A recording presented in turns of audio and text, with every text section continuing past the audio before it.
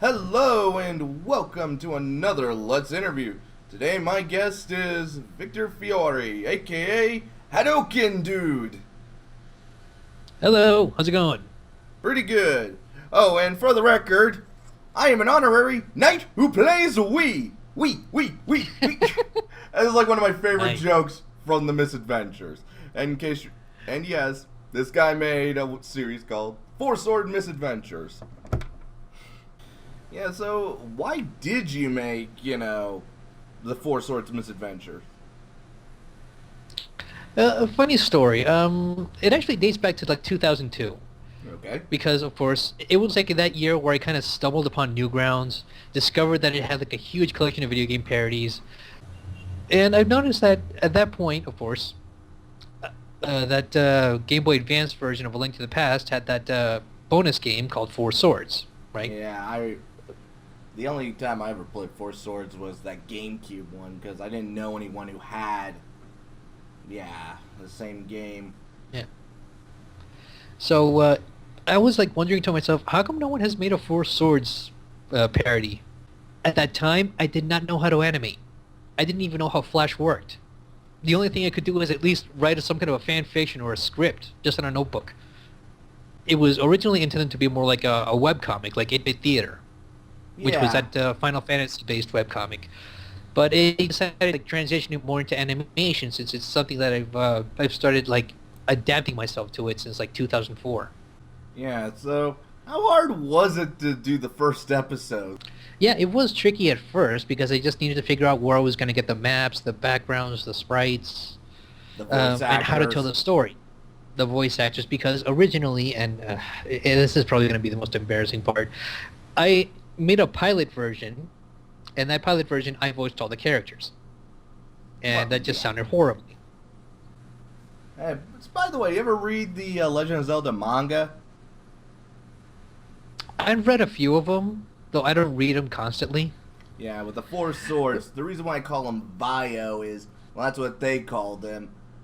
Yeah, True. Yeah, Green was obviously level-headed leader, but Blue was the aggressive one. Red was very childlike and naive, and Vio was the cool, collected one.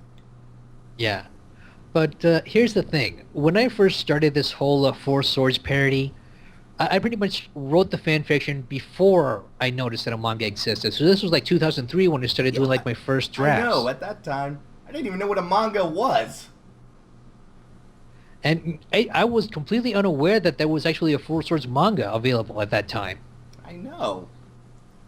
So eventually the characters were more influenced by their own respective colors.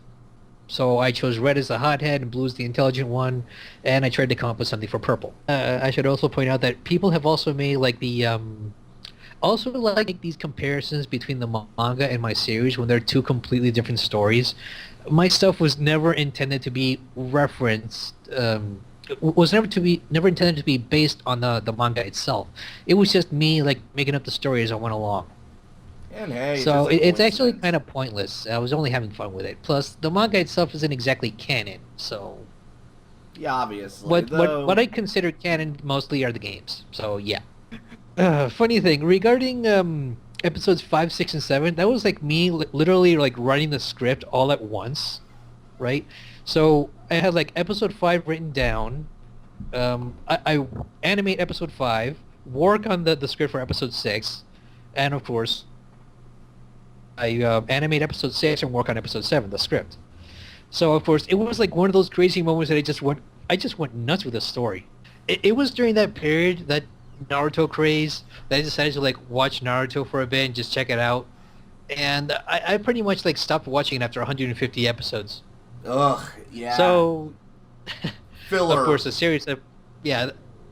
So the series eventually just went on and on and on with filler and flashbacks and backstories. That it became the basis for episodes 6 and 7 at that point, because it was like my way to literally like both praise and bash Naruto in a tongue-in-cheek manner at the same time. Regarding another scene in particular that I wanted to mention, that riot scene with the Darklings. Crazy enough, it was supposed to be a reference to Naruto with the shadow clones and all that, but part of it was slightly inspired by one of the Shrek movies. Really? Yeah, yeah. The idea of the riot itself came from Shrek the Third. I mean, it's still a bad movie, but that's like the only good thing out of it. I think I vaguely remember it. So, what about Kojiro, our favorite DBZ-inspired cuckoo? Yeah, that was actually thrown in as an obvious joke, as an obvious cock joke. Beaten to death by a blonde cock. It's really hard to explain. It's a joke that sort of like became a recurring thing, and it somehow stuck with the rest of the series. Call it Chekhov's cock in this case. He'll be the one who's basically stopped the big bad. The Lynx will do nothing, and they're just like, Kojiro, and he beats him badly off screen. We don't even get to see it. There you go. There's your joke. I just written the end. Do. Okay, where's my $20? Yeah. Yeah, it was done as as a quick joke, and then it just became its own thing, and it started adding the character regularly. And well, so there were times where I didn't really know what else to do with the character. I mean, originally it was like I was gonna get rid of with the cuckoo because I figured it was like a joke that just got dragged down a little too much, and I was gonna leave it in the La La Ranch because of course that's where like the main joke of Kojiro came from, because of the whole super cuckoos. Like in La La Ranch, because Dragon Ball Z super cuckoos, I put two and two together, boom. Yeah. Every time when I write the episode, sometimes the lines get improvised. I pretty much give I give the actors a lot of creative freedom to say whatever they want, just as long as it follows the script, right? Oh, so you do like how Rick and Morty does it nowadays. They just basically, here's the plot, here's the gist of what they say, go nuts. Okay, you know about this? You know about the latest Zelda game, Breath of the Wild, right? Oh my god, I am excited for that. I still don't understand how the hell they implemented a tablet in a Zelda game. Magic? Like, what's next? Are you going to give him a smartphone? Well, Are you going to give him something called does have a GBA with an antenna on it in Wind Waker.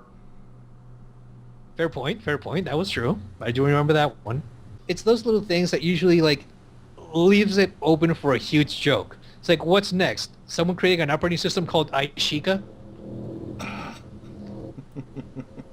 So it's like the littlest things, the little details you're gonna pay attention to. Is like it's baffling, the way they actually implement technology and have it blur with magic.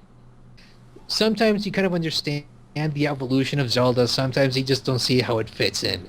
But hey, it's just a game for the most part. Although I will admit, Spirit Tracks was definitely one of the weaker. Unless you count the CDI ones. And my god, we do not. We do not talk about the CDI games. Although, another one of my favorite jokes is when they're using the cracked mirror and going through all the different stuff, like, no, and then they're in the original, oh god, no! It was like one of those hilarious in hindsight jokes, because that's actually what happened in the 25th anniversary edition of the Four Swords game on the DS. On the 3DS, actually. Are you sure Reggie didn't, watch your video and then, maybe put a memo in saying, maybe we could do this as a joke? I sometimes question that myself. Like, did they literally take that from my series?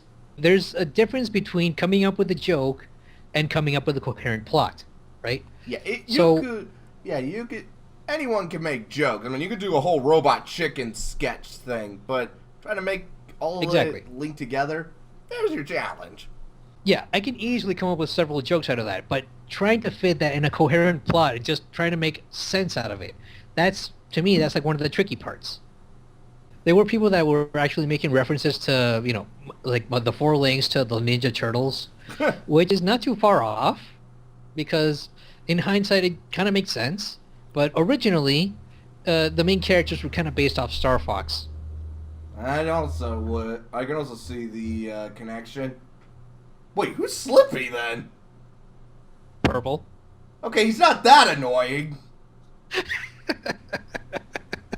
but it leaves, it just leaves an opportunity for a particular joke later on. With so much material to work with, the series can go in any direction. Thing is that, of course, you might have to sacrifice a few things in order to actually continue the plot. So it really depends on what actually works in the story. And we will wait and see. And so we shall end this interview with one of the greatest Monty Python sketches. What is your name? My name is Link. What is your quest? Rescuing the princess from the clutches of evil. What is the quickest way to a man's heart? Quickest way to a man's heart? I don't know that. Chuck Norris's fist. You may pass. Good times, good times.